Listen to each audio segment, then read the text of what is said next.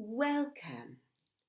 It is my pleasure to chat to you about one of my favourite poems on the IB syllabus this year, just before you write your final IB exams. And that poem is For Oom Piet by Finuala Dowling. Finuala Dowling was born in 1962. She grew up in Kalk Bay and was the seventh of 8 children. She married and had a daughter, Beatrice, but she subsequently got divorced. There are many ways to ask exam questions, but the way in which the IEB sometimes like to use autobiographical information in a question is to give you the information and then ask you to what extent this information could be useful in understanding the poem. So, it may be useful for you to spend some time considering how you would answer such a question. Of course, the most important thing would be for you to answer the specific question in detail, substantiating your opinion carefully and thoroughly using the text. Let's read this beautiful poem. For Oom Piet by Finuala Dowling. When I was least happy in life, my daughter led me across the road to a neighbour whom I did not know, with the purpose of a toddler who does not see gates and fences, but the ducks and puppies on the other side. You spoke to me in the same low murmuring tones you used for lame horses and bilious dogs. Crops, flowers and poultry were our theme. You made me tea and wiped the counter. You said, "Fooi toch," and "I don't hope so." You guessed. You told me I was beautiful in the courtly way of an old man. One day, when it rained, you phoned from your side and said, "I'm sending some ducks for Beatrice." You always called her Beatrice. Out of the window, we saw them, waddling over in the way of ducks when directed by Oom Piet. You moved and I moved, but one thing stays.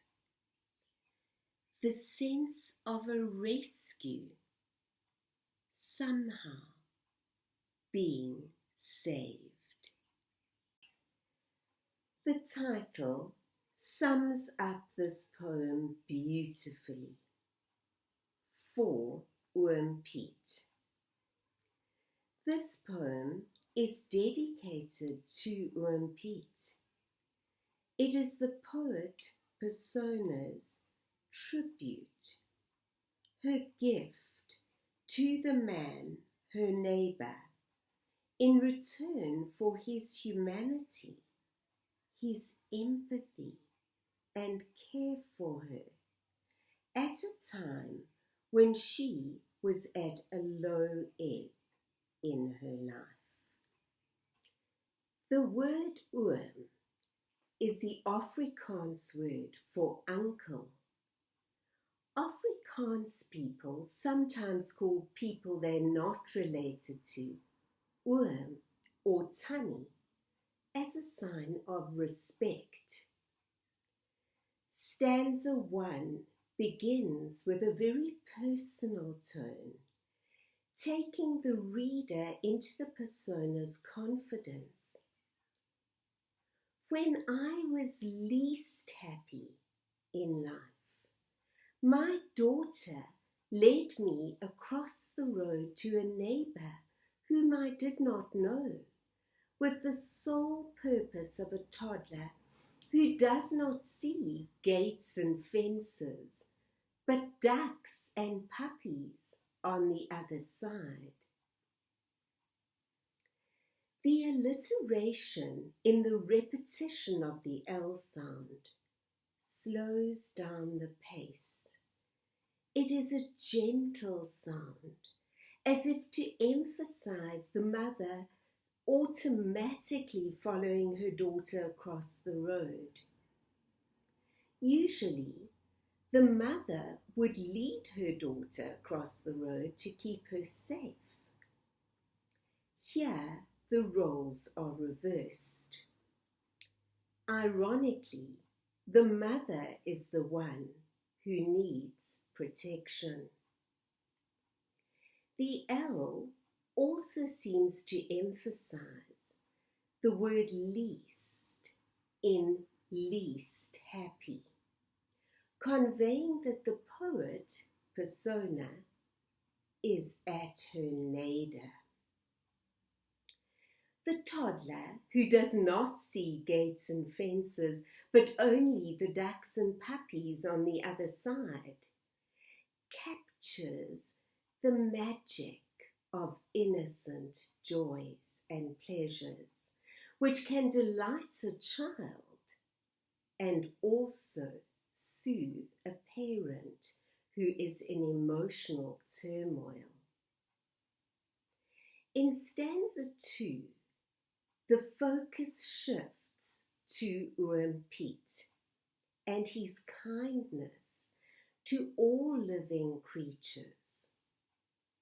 The repetition of the M sound in me and murmuring is onomatopoeic and further suggests his gentle, soothing nature and his empathy. There is no space for stereotypes in this poem.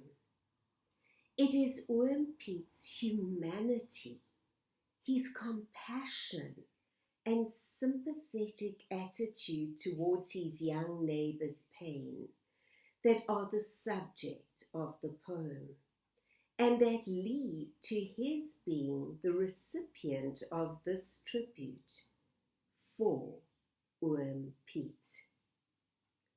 The word you is repeated 5 times in stanza 2 as he treats her and serves her, guessing that she is a single mum. You made me tea and wiped the counter. You said, "Fooi toch," and "I don't hope so." You guessed. You told me I was beautiful in the courtly way of an old man. So, restoring her confidence and her self-esteem. Although his use of language sometimes reveals and captures direct translation from Afrikaans, this poem also transcends cultural stereotypes. One day, when it rained, You phoned from your side and said, "I'm sending some ducks for Beatrice." You always called her Beatrice. He counters the perennial sadness of mother and child with simple joys and delights, sending the ducks over. The fact that he refers to the child as Beatrix rather than Beatrice suggests an affectionate mispronunciation of the name. But it may also be a play on the name of a children's author, Beatrix Potter, because it reads like a page from one of her delightful stories about ducks, squirrels, mice, and rabbits. What the child and her mother experience is Oom Piet's kindness, gentleness, and capacity to lift their spirits by sharing simple, relaxing, and enchanting moments. Out of the window, we saw them, waddling over, in the way of ducks when directed by Oom Piet. The short final stanza sums up the weighty significance of the persona's chance encounter with Oom Piet. You moved and I moved, but one thing stays. The sense of rescue, somehow being saved. It records the inevitable changes life brings. Both the persona and Oom Piet moved away. But it emphasizes that one thing stays and does not change over time. And that is highlighted by the use of the colon. The sense of rescue and somehow being saved. The gift that Oom Piet has given her is a gift that we all able to give each other. It is the gift of neighborliness, of care, of empathy. He saves her from the bleakness of despair. He restores her dignity, her feeling of self-worth. He teaches her joy in simple things that bring cheer back into her life. It is as if, when we need this the most, these wonderful and selfless people, these guardian angels, will pop up in our lives and restore our sense of hope. The poem also suggests that this hope stays with her, and she can recall it even when Oom Piet is not there with her, as she does in writing this poem. In return, her gift and is a tribute to him in this poem. The tone of the last two lines is replete with gratitude to Oom Piet for helping her and saving her when she was at her nadir. Please remember to click the bell below and subscribe for more poetry.